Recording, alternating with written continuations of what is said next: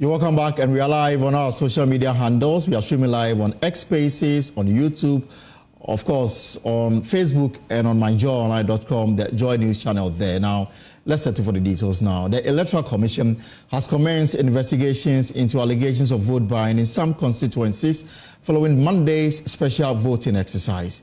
Election observers are worried about the developments, including Cordeyo. They revealed such incidents were reported not only in Ayawaso West Wuogon and Wejabbawe in the Greater Accra region, but also in Kita in the Volta region and German North in the Bono East region. The group is urging the Ghana Police Service to act swiftly by prosecuting those involved.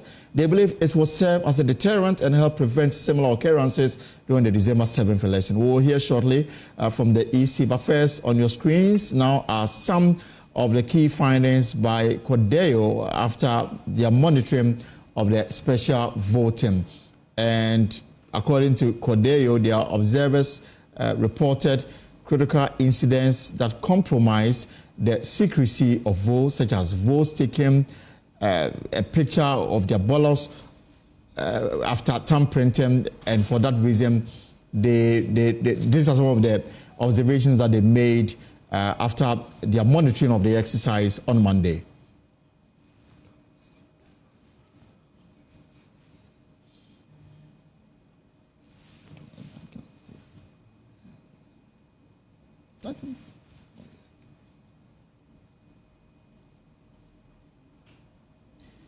So what you have on your screen now is the Cordeyo's findings, and after their monitoring of the exercise across the country and at Cape Coast North constituency in the central region, the voter attempted to photograph their vote, but the security officials intercepted him. Again, at Ablekuma South in the Greater Accra region, the voter went into the voting booth and photographed the ballot paper showing her vote for the presidential candidates. At Walewale, also in the Northeast region, according to Cordeyo, a party agent and security officials intercepted a voter who photographed their vote before casting the ballot to allegedly to receive. I don't know where the person was heading to. And then they also report events in Bogatanga Central and the Upper East region where a police officer photographed the vote. The matter was subsequently reported to the police inspector on duty at the polling station. They also report events at Navarongo Central, also in the Upper East region, where, according to them, an EC official and a police officer were seen taking pictures of their respective ballots. They were both taken into police cars. And these are police officers, military officers, electoral commission officials, media, and other key individuals that will be playing roles on Saturday. They also observed 2 cases of alleged vote buying at Kita in the Volta region. Some party representatives at the polling station shared money to people who voted for their candidates. And then at Wejabbawe here in the Greater Accra region, some individuals believed to be MPP party representatives. This is according to Cordeyo, where at the polling station gate, giving out 100 and 500 cedis to voters to cast their votes for the MPP candidates. And of course, in German North, located in the Bono region, a non-uniformed police officer who doubles as a key member of the incumbent MP security detail attempted to prevent the MPP party chairman and several representatives from sharing money. This reportedly resulted in verbal attacks on the officer, and these are the findings of Cordeyo after Monday's special voting. Well, in that report, we see that Navarongo in the Navarongo Central in the Upper East region, an EC official and another police officer were observed taking pictures of their completed ballot. This is concerning to the Election Observer Group, which expect the Electoral Commission and security agencies to uphold the highest standard of conduct during the election. Deputy EC Commissioner Dr. Bosman Asari says they have commenced investigations into the allegations of vote buying and will announce the outcome soon. The Electoral Commission is very much ready for the special voting tomorrow. As we speak now, all the materials that are required for the elections have been dispatched to the 2 regions. That's the Western region and the Eastern region. So we do expect that all those who are special voters in these 2 regions, regardless of where they are located now, will be able to make it to their special voting centers. In the Eastern region, we have 33 centers, and in the Western region, we have 17 centers. So we expect all registered voters go there in their numbers to go and vote. Because if you are a special voter and you don't go there tomorrow to go and vote, you will not be able to vote on December 7th. So we expect that they will all take advantage of this window and vote. Well, from reprinting of these new ballot papers, at least for the two regions, up until delivery, would you say that all the parties are aligned in terms of no objections at all to this new process? Yeah, we know when the issue came up, we had a meeting with the parties, and the parties were in full support because all of us are committed to the integrity of the process. And in that meeting, the main conclusion was about integrity, ensuring that the elections will be very fair, free, transparent, embedded in a lot of integrity. And that's what we did by taking that decision to reprint the ballots for the eastern and for the western regions. So as we speak now, none of the parties has raised any red flag. And all of us are in unison working together to ensure that Ghana achieves another successful general election. But what's the status of the investigations into that leaked ballot paper? So, we have been incredibly consumed by the printing of the ballots and getting ready for the special voting. And so we've allowed those who are in charge to continue with their investigations. And as you may be aware, once everything is consummated, they will bring it to the attention of the commission. How about the Electoral Commission's initial assessment of the exercise on Monday in the 14 regions? No, it went very well generally, although we are yet to put out the figures in terms of turnout. But we shouldn't forget that those who voted on Monday, including those who are voting tomorrow, they're only a fraction, an insignificant fraction of those who are voting come December 7th. So it's not a number we must place so much premium. But initially, we noticed that a number of the places were having a turnout of almost 90% and beyond.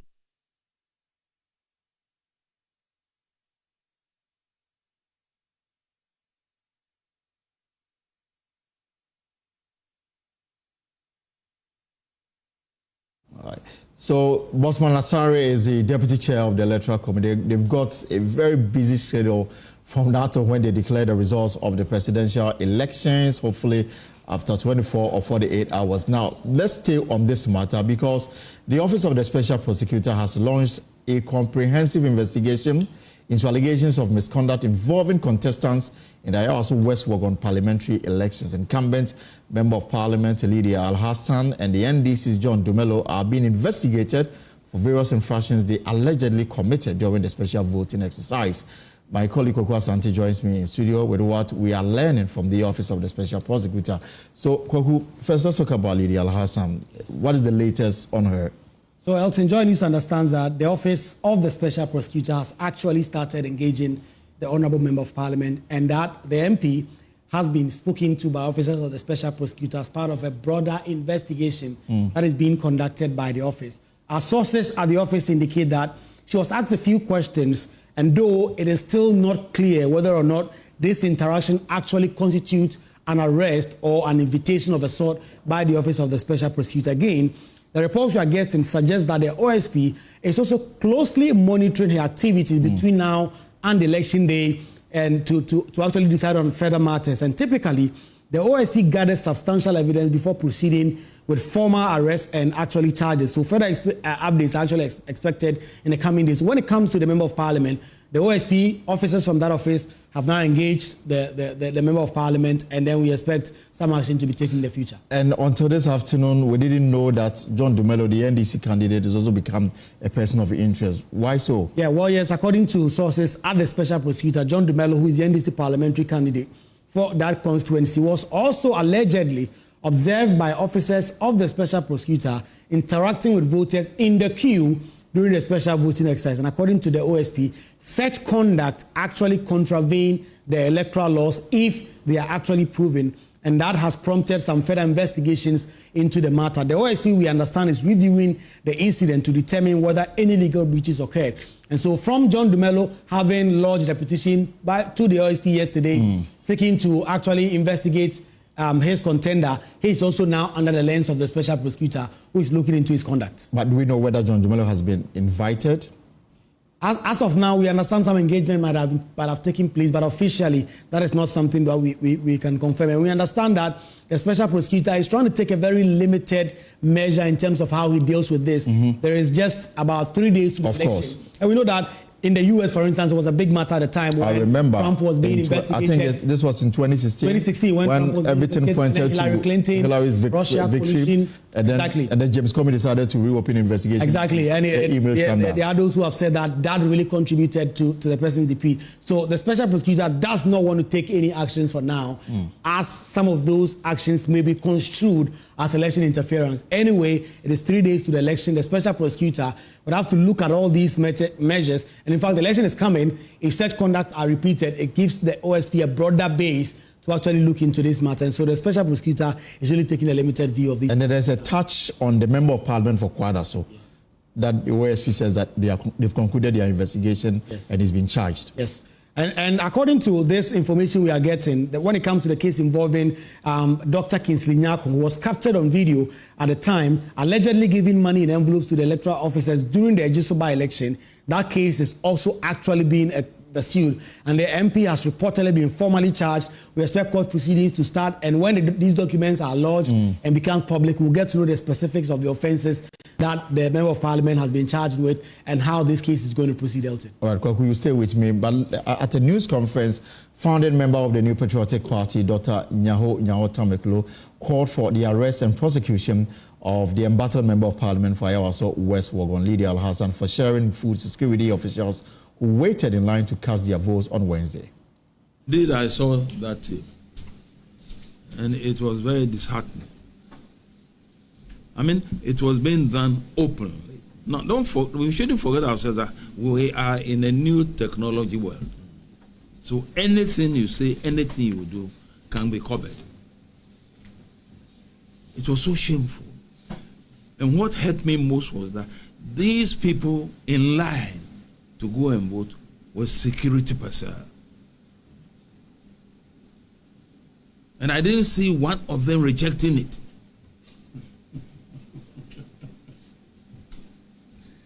I didn't see one of them rejecting it. And what also disturbed me was that the PC, that's the parliamentary candidate for that particular constituency, when questioned, she denied it. That's right. Such a person is not qualified. In fact, if it had been in a civilized country, she should have left that contest by now. The party would demand that she leaves. The party would demand that she leaves. She denied flatly that she has not been there. Why she has been captured on video. We don't need such people in parliament. We don't need such people as lawmakers. They will destroy this country. Indeed, I will pray that she loses the election if she's still going to contest, because she is a person you cannot rely on. And this also should alarm us and alarm the security services. I have always been saying the IGP seems to talk a lot, but a lot happens that he is quiet on. Such a person should have been arrested there and then. Dr. Nyaho Tamaklo, and this is difficult to tell whether he's still a member of the MPP or now an independent thinker. Meanwhile, former Science and Environment Minister Professor Kwabena Frimpong-Boateng has condemned MPP's Ashanti Regional Chairman Bernard Nchubu-Osiako, also known as Chairman Wontumi, for calling on Asanteman to rise against alleged intimidation from other tribes. Professor Frimpong-Boateng says such comments could incite violence. Going on about some pronouncement made by Chairman Wontumi regarding some issues that happened in Teshiman.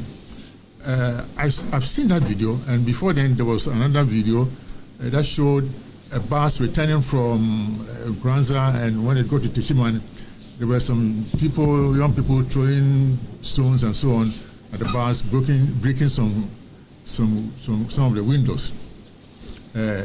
And the narrative was that it's Otumfuo's convoy. I didn't see Otumfuo's. I saw a bus. I can't say it was a convoy. Maybe it was. That was being stoned. And then there's this viral video. Someone to me call upon Ashantis to arise. You know, it's a war cry. I mean, trying to instigate war in this country. I mean, Ghana is a very peaceful country. We all know that from history, all accounts set off, or Bron was where we all started from. And then from Teshiman, we all migrated and so on. So accounts are one people. Ashantis, Brons, Fantis, Sevi, and we are all one people, and I don't think Wuntumi can divide us. He is not looking for to the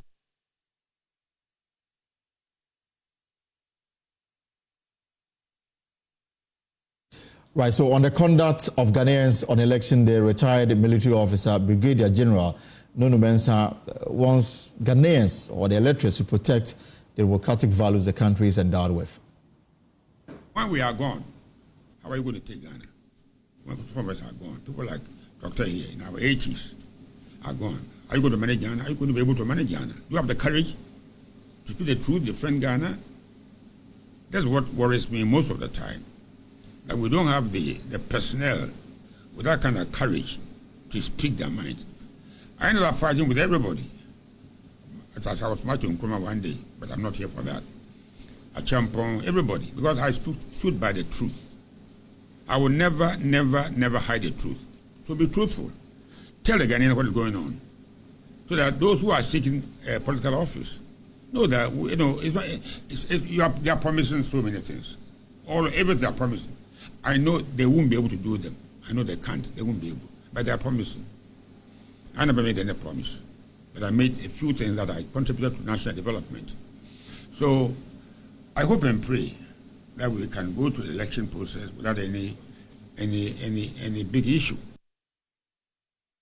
So this after the focus really is on the elections and of course the upcoming December 7th election this coming Saturday. So we'll get on track on that matter because we want the political parties to tell us what they've been up to with just few hours, if you like, a little over 24 hours for campaign to officially come to a close. But related to this is the Chief Justice Getu Tokonu authorization that the judge who presided over the criminal trial of the failed job and MCE nominee to deliver judgment in the case despite having been transferred. Now, Justice Priscilla Dikro Ofori had set November 28th as a date to render her verdict on a matter of election-related corruption filed by the Office of the Special Prosecutor against Kwabena Safo Kantanka, but was transferred, leaving the party stranded in court last week with a new judge.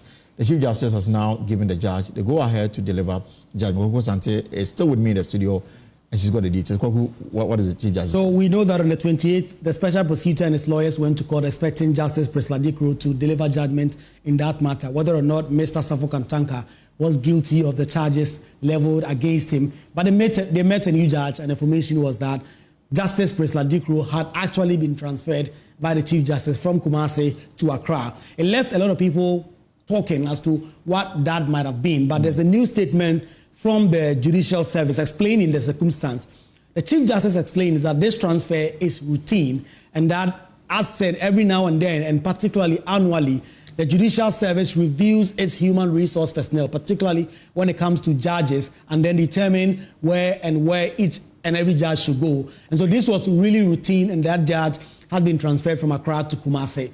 But then when it comes to the specifics of this judge and the case he was handling, the judge had been asked to actually deliver a roadmap in terms of how she intends to conclude the cases that she was almost through with. Okay. And when it comes to specifically this matter between the OSP and Mr. Safo Kantanka, a warrant has now been given to Justice Priscilla Dikro to go back to the Kumasi High Court and deliver judgment. And so the transfer was not in any way to scuttle the case, as had been alleged in some sections of the media, and it just was routine. And so now he expects that at the next adjourned date, that will be in January, when the parties return to court, the judge, Justice Priscilla Dikro, will assume her seat again and deliver the judgment in that matter and then return to Accra. The Judicial Service is assuring the public that these transfers are not done with any intent to scuttle ongoing cases or with any political views in mind. Okay, thank you so much for coming through. And of course, now we can now hit the campaign trail. The wife of the Vice President, Samira Bawumia, has called on voters to reject violence and intimidation on Saturday, December 7, as Ghanaians go to the poll to elect a president and 276 parliamentarians. Speaking at the Ashanti Women for Peace conference in Kumasi, Mrs. Bawumia urged voters to exercise their franchise peacefully and avoid any instance of violence in the upcoming process. She spoke in an exclusive interview with my colleague Nana Boachi Yadom. The Ashanti Women for Peace conference was held to encourage women to lead in the advocacy against electoral violence. The conference was to also encourage women participation in the election. Speaking to JoyNews on the sideline of the event, wife of the Vice President, Samira Bawumia, emphasized the need to ensure a peaceful election.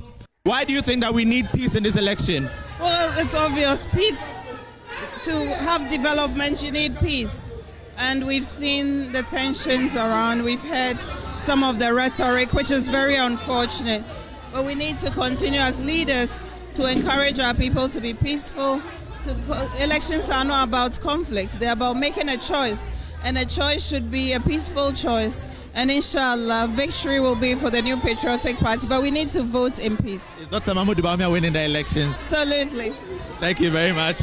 Mrs. Bawumia, who led the New Patriotic Party's delegation to the conference, advised that voters turn their faces against violent activities. The Ashanti Women for Peace group is on a week-long campaign preaching dialogue between political parties before and after the elections. For JoyNews, Nana Boachi Yadom, Kumasi.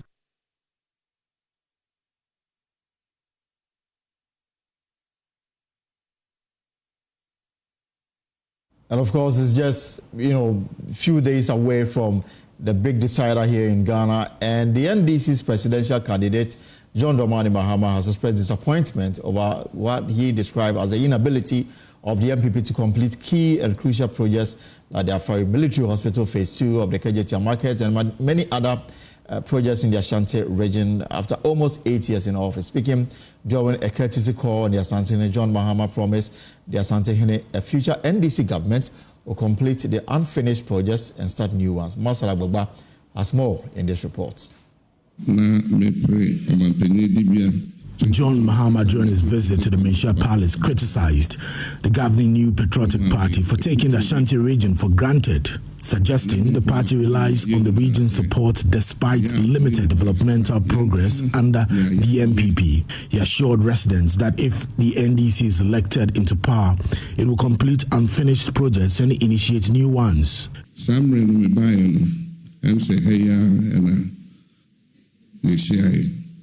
And I'm a bobo and Yoma Yaya 1 centimeter. He said, the last time I came here, I mentioned our projects in the Ashanti region. These were critical projects that enhanced the region's development. Some were completed, while others were not. The sad part is that some of those we could not finish have been abandoned for 8 years and are now rotting away.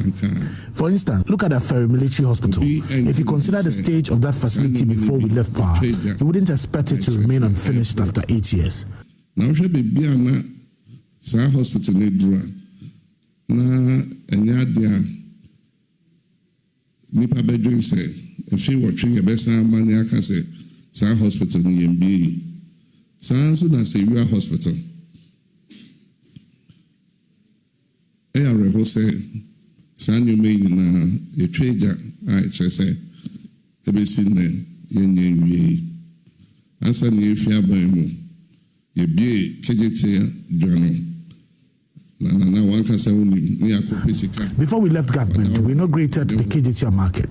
Together, we sourced funding and sent it to Parliament for the second phase of the project. 8 years later, it is hard to understand why it remains incomplete.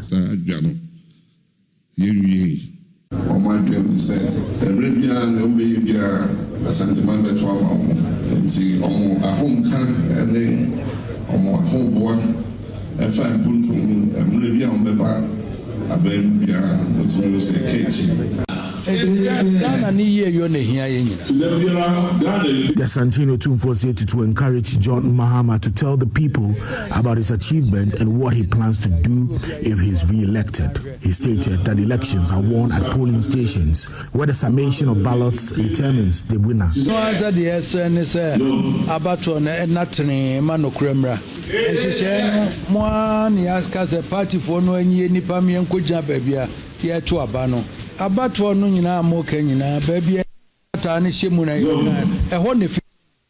He said, "We are all pleading for free and fair elections. All parties have agreed to have their agents present. Elections happen at the polling station where the ballot papers are cast. The summation of the ballot papers determines whether you will become president or MP.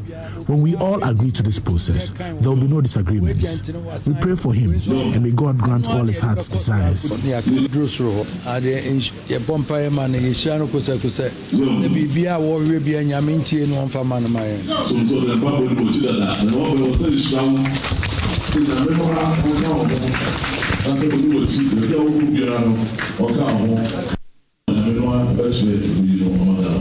John Mahama subsequently toured 7 constituencies in the Ashanti region, reiterating his campaign message. He also called for investigations into the circumstances surrounding the distribution of food by Ayawaso West Wuogon MP during the special voting exercise. Additionally, he cautioned voters against taking pictures of their ballots, reminding them of the importance of preserving electoral integrity.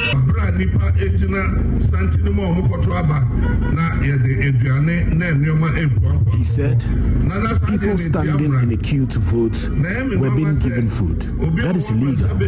I'm surprised that someone in Parliament called an honorable would engage in such behavior. It is not done that way. Authorities must investigate to uncover exactly what happened. Also, for those going to the polling booths and taking pictures of their ballots, it's against the rules. The law does not permit that. And you may not like the consequences if you engage in such actions."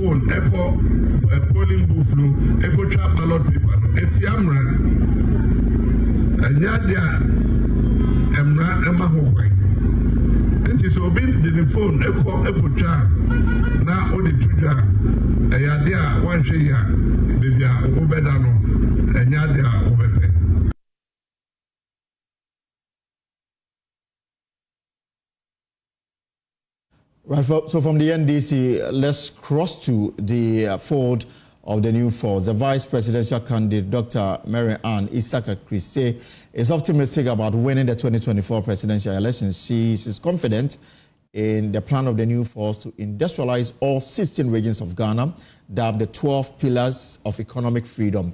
In an interview with my colleague, Emefa Adeti, Dr. Christie said she hopes Ghanaians will break away from the duopoly in Ghana. If you have seen our document, the 12 pillars of economic freedom, if you look at that document, nobody will tell you that this is work that is based on a lot of research. If you pick up the document, you see that we have really put in the time, the effort to go around the country, to identify the resources that we have, to find out what the challenges, the problems of the people are, and then try to find out how we can solve those problems. You know, some of the places like the North, I never knew that we had iron ore deposits in the North. And the fact that we could actually make a steel industry out of these iron ore deposits to serve the whole of the country. You know, so this is really a well thought out document, well researched. And so we have put in the time, we've put in the efforts, and I think that we have what it takes to address some of these challenges. Well, I think that we are going to win. So I'm not thinking of any plan B for us. So far, I think the youth have bought into our message, and they understand that it is time for change and the power is in their hands. So for me, there is nothing like we, the new force, not winning.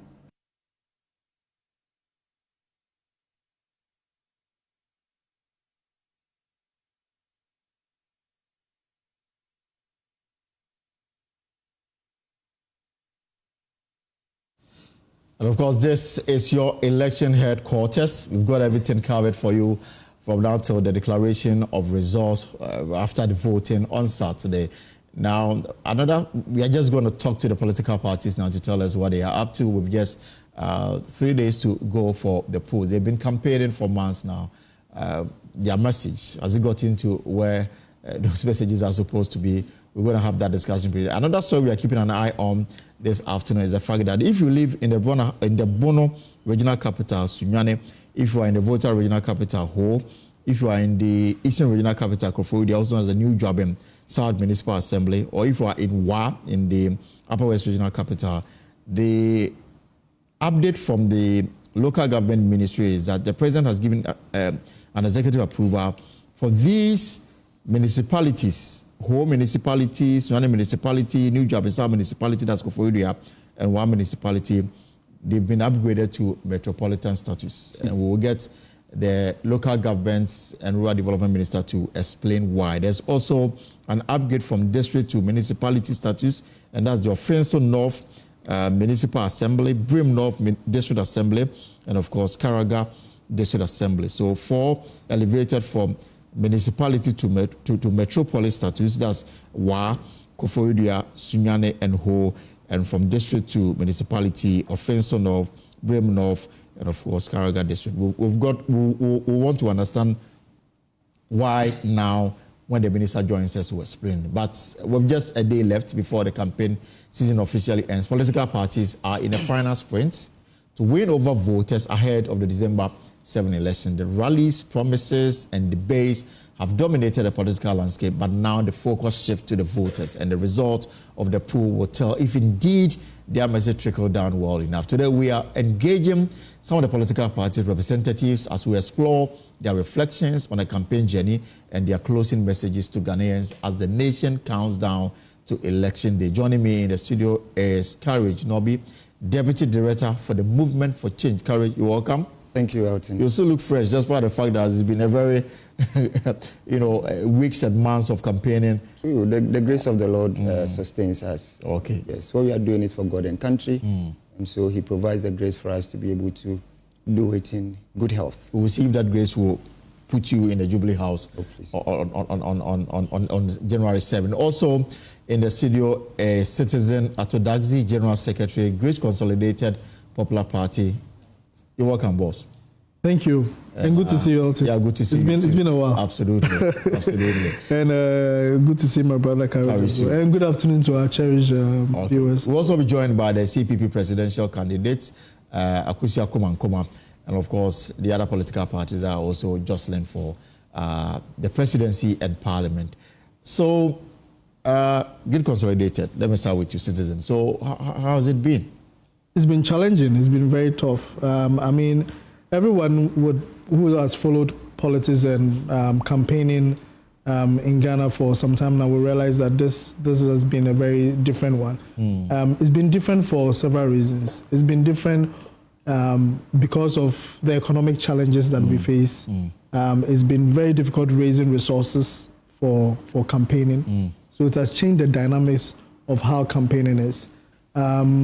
Aside that, the average Ghanaian voter, the dynamics of an average Ghanaian voter has also changed. So you can't do the usual things once again. Even in COVID, we were saying that we shouldn't even have mammoth rallies. Right. There were mammoth rallies. But this time around, you are not seeing that. I think 2 days ago, whilst discussing the news angles for some of our bulletins, somebody passed a comment that we are almost close to the election day, yet big stories are not coming. What is happening? Exactly. Because you can't, you see, we are saying we are in hard times. So based on what are you going to do those kind of rallies? Based on what? And truly, it's not... the others, they're everywhere.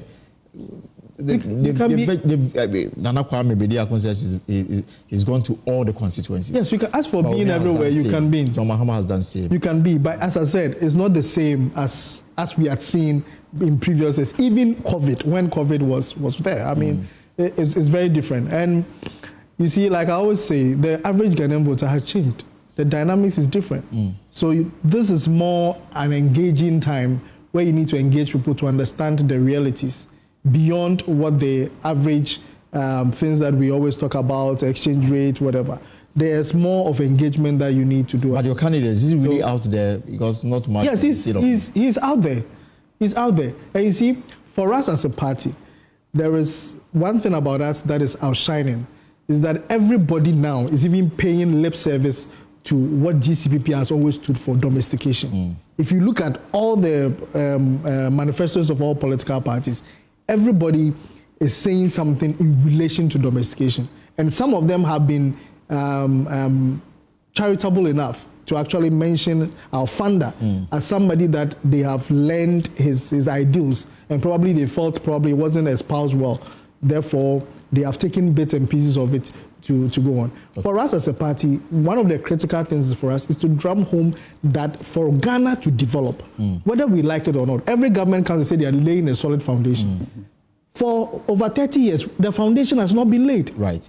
We need to lay that solid foundation for us to move on. And the only way of laying the solid foundation is through domestication. We'll come back to talk about the key issues, because from what we are seeing from polls conducted by almost every reputable individual organization, what stood out in almost all of them is the fact that Ghanaians are interested in who has the plan to sort of improve our economy and create jobs. So we'll come to deal with that. But let me pick your initial comments. I understand Alan is in the Bono region. Yes. And how is it going, Courage?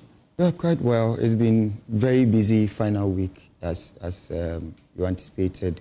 He was in the Western region 2 days ago. Yesterday he was in Central region, and he's in the Bono region. Today, I'm sure tomorrow he went in Ashanti region, hopefully. Why the Ashanti? Why so much focus on the Ashanti region? I do understand that in terms of voter population, if we take the Greater Accra region out, Ashanti region is the second with the largest voter population. Is that a reason? Or is it also because it traces route to the Ashanti region? Not just that, but one of the things that we've all known Alan Trematin for is a strategic thinking and acting nature. And so when you look at the dashboard, you want to prioritize certain places for obvious reasons, and that informs his rounds and his strategy. What is clear is that in this campaign, we have been clear in our messaging. We have led the policy and the solutions conversation. As far back as June, we put out a great transformational plan, which details out how we hope to solve the economic problems of high inflation, high interest rates, poor currency performance internationally, and the like. So we've looked at the key issue of jobs and how we are going to create jobs through industrialization, through tourism, through agriculture, and through innovative ways of financing public services without borrowing, which is what the MPP and the NDC know. Borrow and spend, most of which gets locked in siphoning into private pockets through sole sourcing, which Alan Trematin has said that he's going to abolish because it makes room for a lot of corruption that drains the public coffers and denies the ordinary persons of essential services. So the young people who have been our focus, I've been clear, they've heard our policies, our pragmatic approaches to creating jobs for them.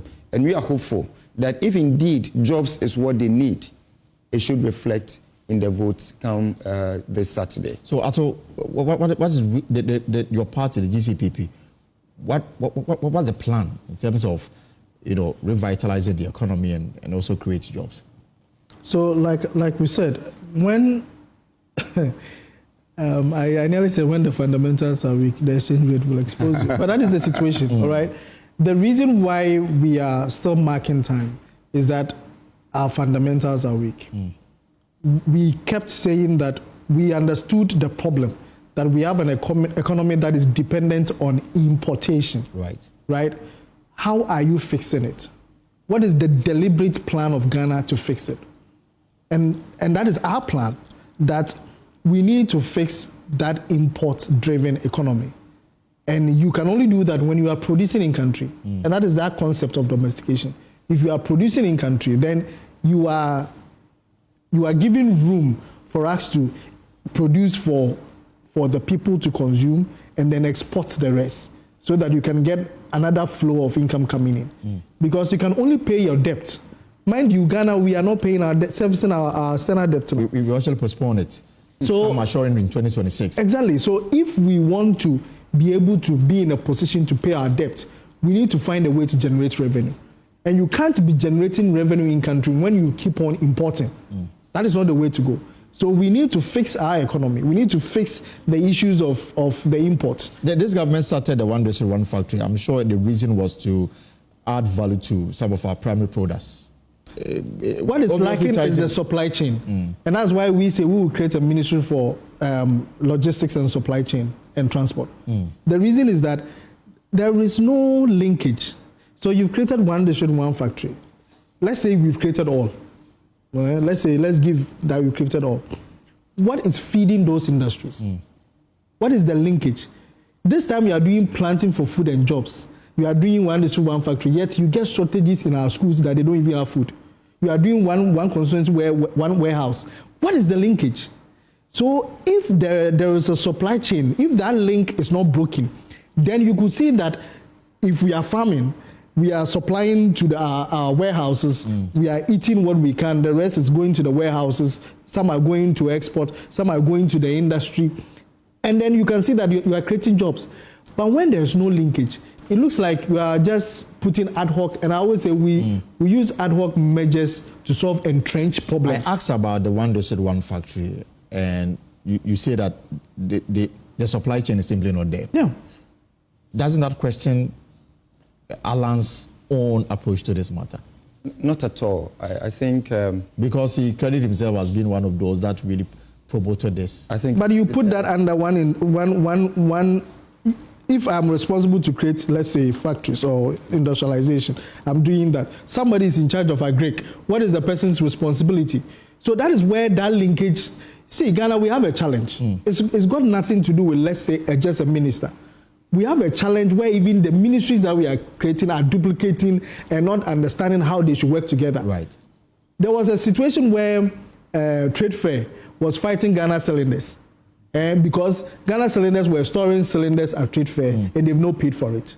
What is the synergy? How are we working together? What is your approach to this matter? If indeed moving from export-led economy is what we are all gearing towards, or moving from import-led economy to an export-led one?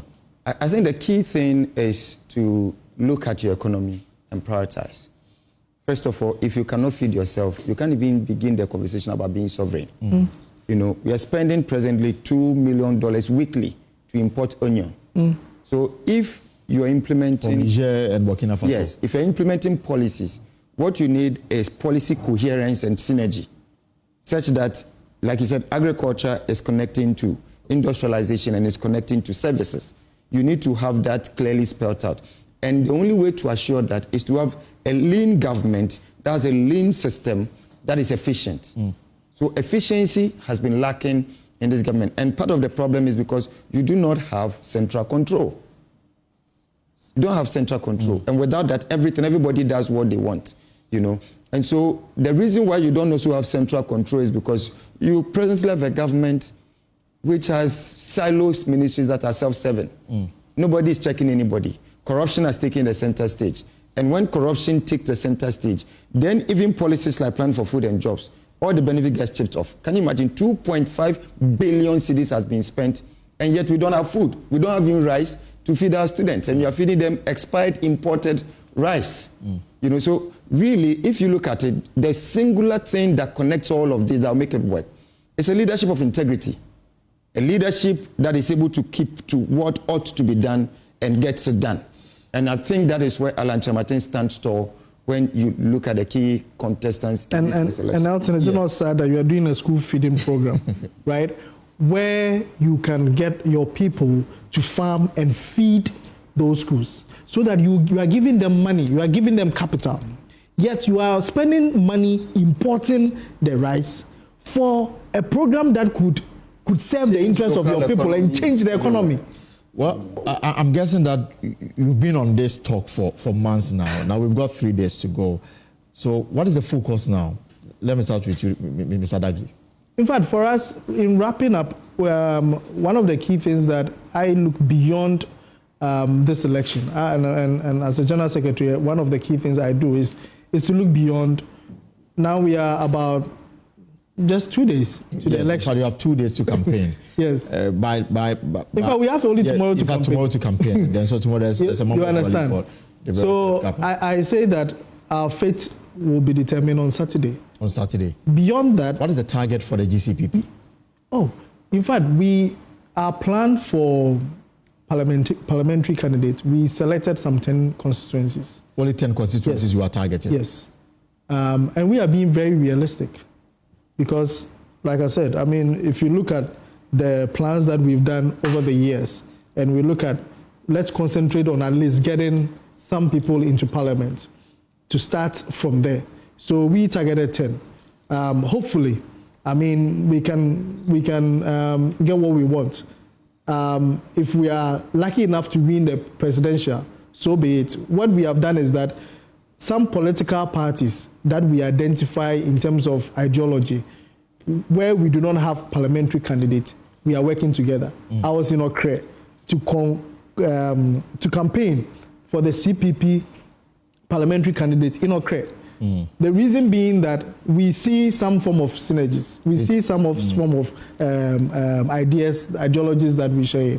So we are saying beyond 2020, we should go beyond the parliamentary and even work together as presidential. When I was sitting here with Courage, yes, some of the things that is... You agree? We agree. But the question is, so, what would be your response to those who say that, I mean, you are only adding up to the numbers? Well, if we're adding up to the numbers, we wouldn't have couched out a fantastic idea that has become something that everybody is running to. See, I think what we've not understood is because of some of the other political actors, their actions and inactions, that makes it look like all of us. GCPP has been very specific for all these years. Of course. And whatever that we have said, people have now seen the light and are coming towards it. Let me allow... So for us... Actually, a lighter question I'll ask you. Sure. A lot of people don't understand why. It looks like when it comes to GCPP, you have to be a member of the Latte clan before you can become a presidential candidate. Oh, no. I'll come back because after... Probably Elton will be our next presidential candidate. After Latte, there was Henry and now there is Augustus Latte. I'll come back to I'll come so that I can provide some answers for it. But you've got just a day to still convince Ghanaians. What is the focus now for the movement? I think the focus for us has been trying to get our systems ready, systems of monitoring, to ensure that the outcome is what the people of Ghana want. We have been worried about some of the developments that characterize the special voting, yes. Yes, I mean, vote buying, open vote buying. I've seen the one of my MP, Ayawaso West Wuogon. You know, very unfortunate. They're glad the special prosecutor is on it. But we've also observed severe cases of misinformation on the part of the ruling party and its people on social media, you know, against our candidates and against some of the things that we are seeing. We are worried about that because if anything else, the government should be involved in that. And also attempts to gag certain elements of the society, you know.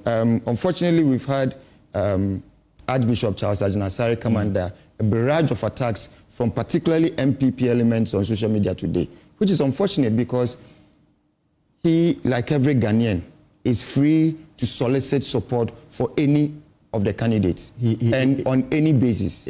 Why is he under attack? For saying that some of his members or some, I think it's a particular platform of church leaders, that they should vote for the Christian and a non-Muslim. And what baffles me is the hypocrisy. But we don't need that now. Do we need that? Of course, he as a pastor has a reason to say that. Alan Martin said, vote for a Christ-like leader, and he came under attack.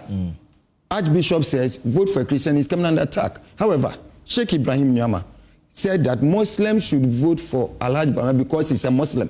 And nobody was attacking him. That kind of hypocrisy doesn't augur well for political discourse. So if a Muslim is free to call for Muslim to vote for a Muslim, why shouldn't a Christian leader be free to call for Christians to vote for a Christian? I understand, but I don't exactly. think that we need this at this very time. But you see, nobody should be gagged from expressing their own views. Yeah, like that. So we find all of those things unfortunate. We have been focused on the issues of the day that matter, particularly on the need for a leader of integrity, a leader who is Christ-like. Alan Martin presents that kind of leadership. You are saying that no matter the beauty of policies you put on a paper. It takes character to be able to implement it. In 2016, we saw, and I was on the campaign trail for the MPP at the time, beautiful policies on paper. What has become of those? Beautiful rhetorics. What have become of it? It is simply because integrity has been lacking in the office of the presidency. And that is what Alan Chimate is presenting. Market women have heard what we have for them. Students have heard what we have for them.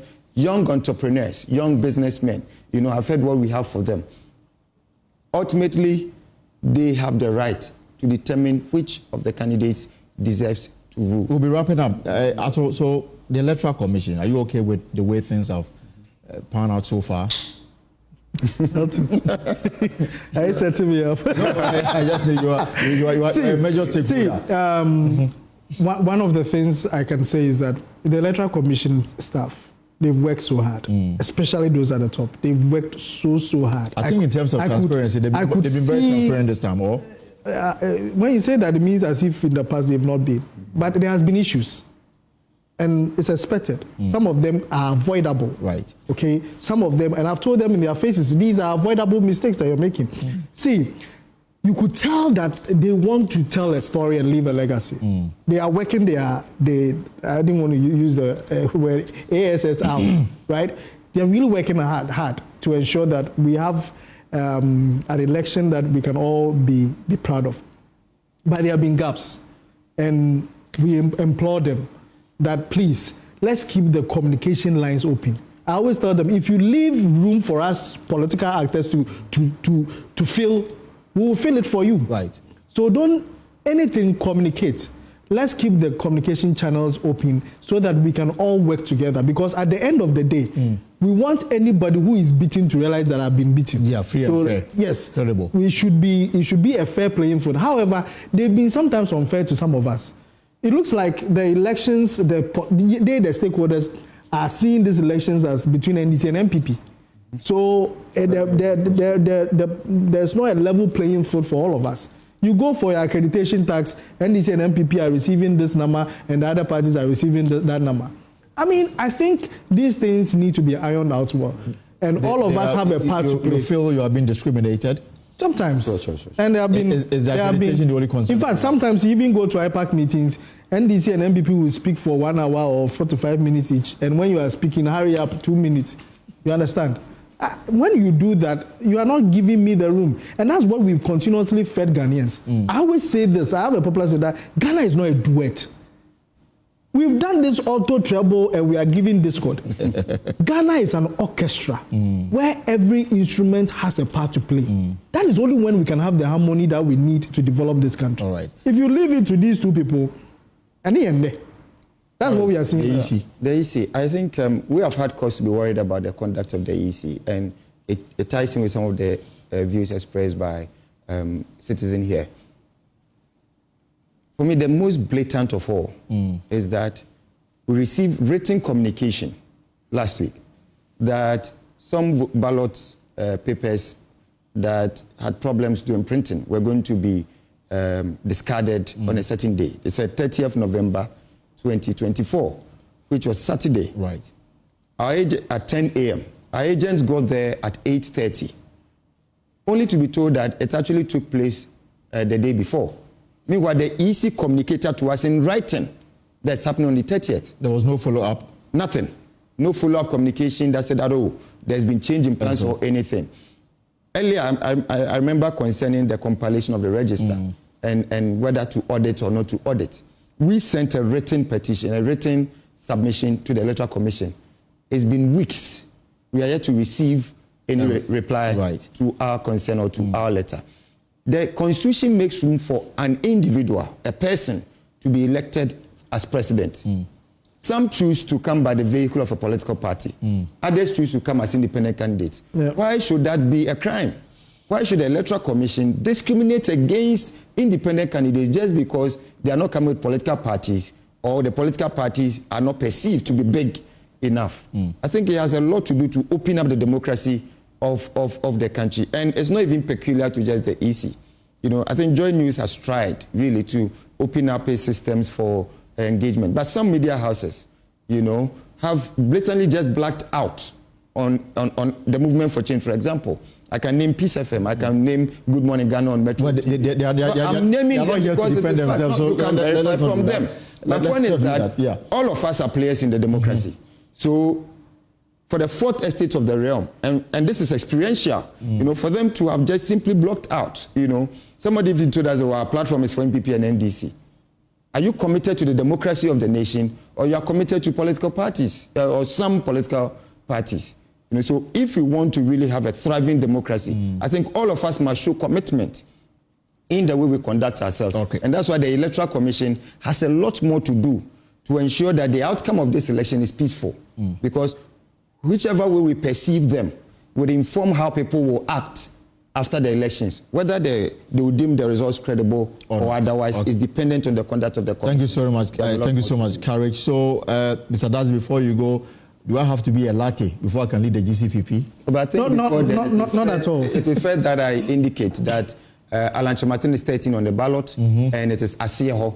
He's the last on the ballot. So just look for the last person there, Asieho, and vote for meaningful change that will bring you jobs and create an enterprise economy for everybody to thrive.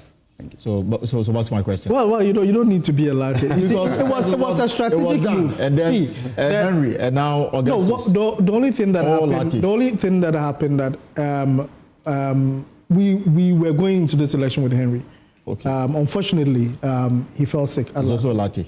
He fell sick at last minute, and if we were going to bring a new person, marketing that person would have been a challenge. So it was a strategic move to have Danny on board, especially. It's not because you have to be a family member before you can. No, because Danny bears the name of the founder of the party and makes it easy for us to even sell him than anybody else.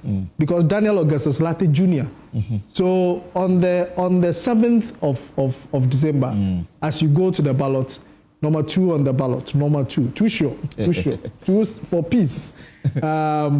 Just vote for Dr. Daniel Augustus Latte Jr. It's a vote for domestication. You are not wasting your vote. It's your vote to believe that you believe in domestication and you believe that Ghana should be run differently from how it has been. I appreciate your time, gentlemen. Citizen Atodaxi, General Secretary of the GCPP, and of course, Courage Nobi with the movement for change. Hopefully, we'll have this discussion again after the elections on Saturday to see where the smooth level will be. Sure. We will take a short break here on the pulse and return with more on your election headquarters.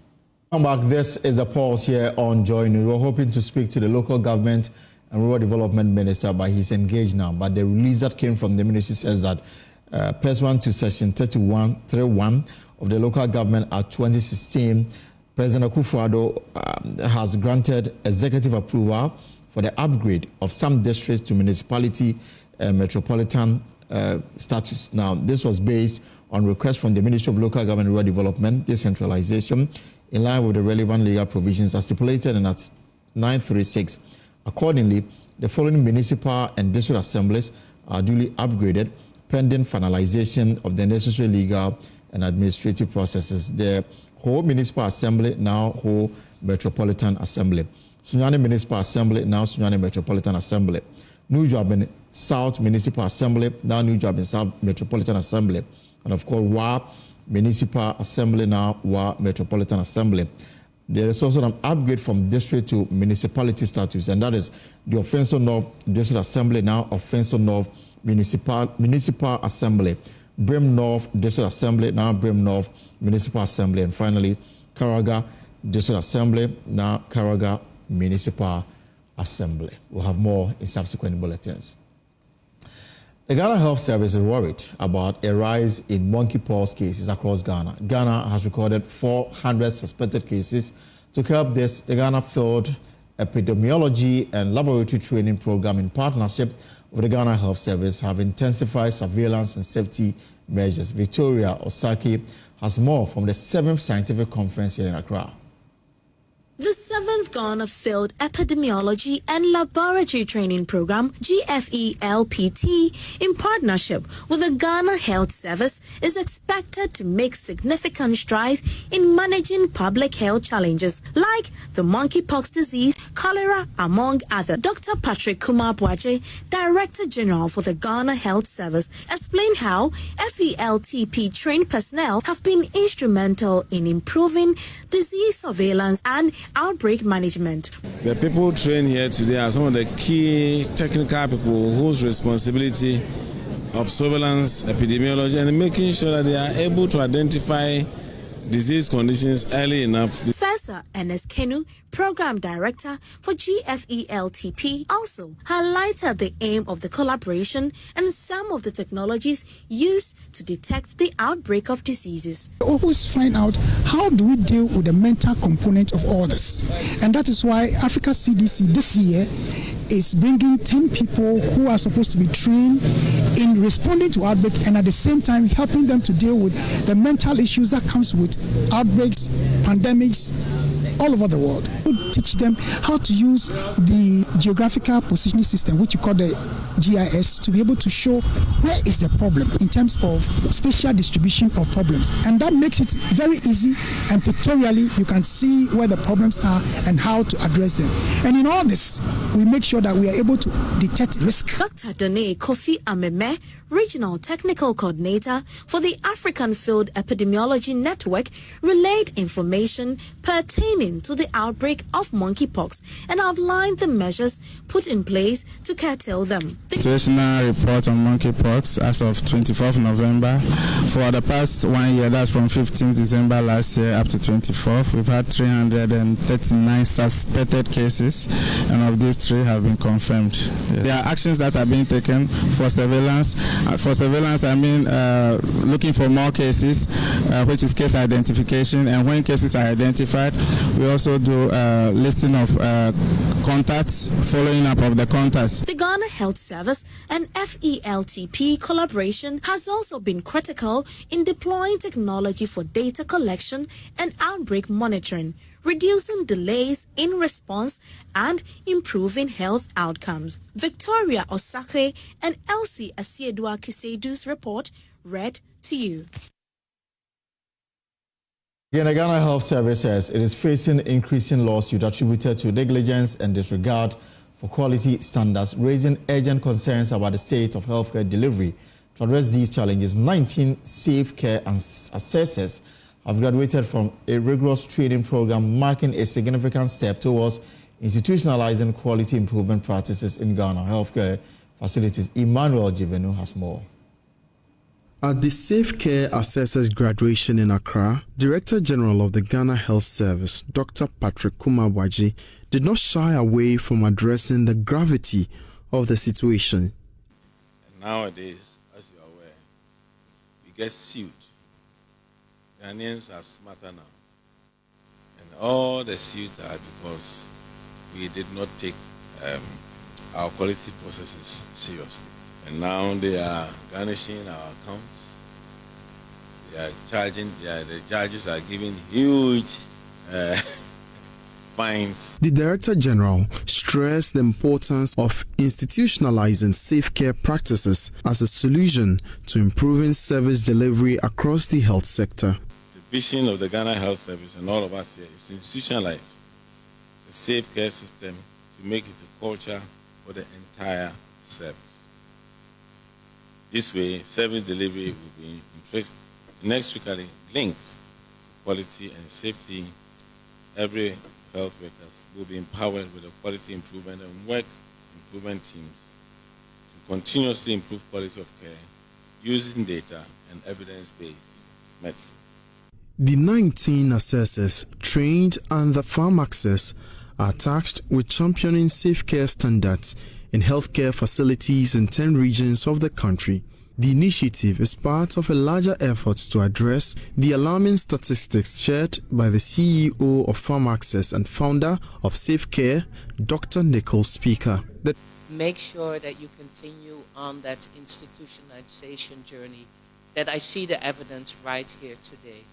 Because quality improvement is key. I told you about the 5 million lives a year that we are losing.